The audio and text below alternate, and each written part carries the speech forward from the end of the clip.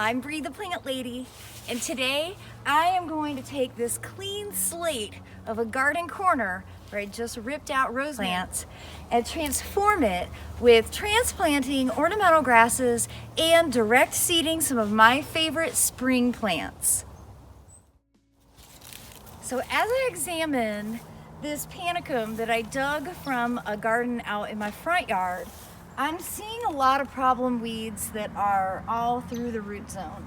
Very specifically vetch, which it doesn't look like anything right now, but oh my gosh, it's it's a huge problem. And I don't have vetch in this bed, and I'm worried that if I plant these, I'm going to be introducing a noxious weed. As you can see, this bed is way too shady. When I planted these white muley grasses, this was full sun, but in the decade that's passed, this live oak has really started to grow in on its own.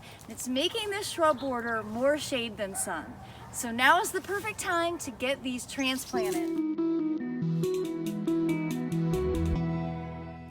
Now the funny thing is, the only place that I have any pink muley grass left because of the wetness is right here along my driveway. And as you can see, every now and again they get run over when someone's backing in a trailer.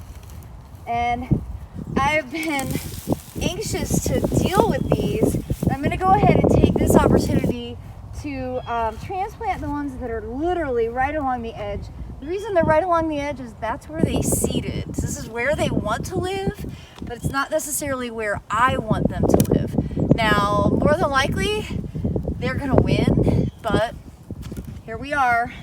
The constant struggle of a gardener. You always want what you can't have.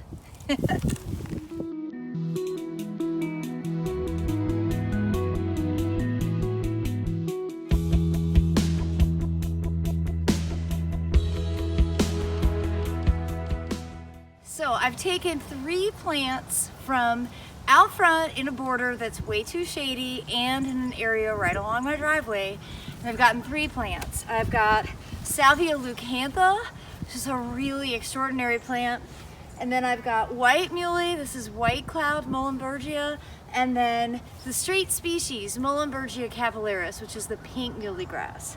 And I'm just going to kind of get these lumped in and planted here. And the advantage of this area is that it's full sun and it's raised well above grade. So in theory, these plants will have a better shot at growing and being happy because they won't be in as wet of soil. Here's the thing, if they don't live, I'm not out anything at all. And it's got me out of my house and enabled me to enjoy a really beautiful cloudless winter day. So I feel like no matter what the result of this, it's a win for me. And that's what I want to encourage all of you to just get outside and experiment and, transplant, sow some seeds, do whatever you want. Just be creative and enjoy being outside.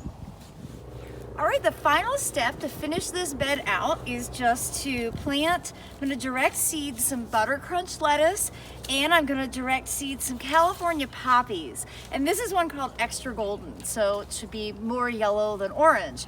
And those are both short, so they can go right here along the edge. And then the final step is to just thumb in some garlic cloves and continue the garlic that I have planted on the far side here. And is this ideal timing? No, not really. Usually I recommend planting garlic between Labor Day and Christmas. And here we are going into, the second week of January. But you know what? What about life is ideal?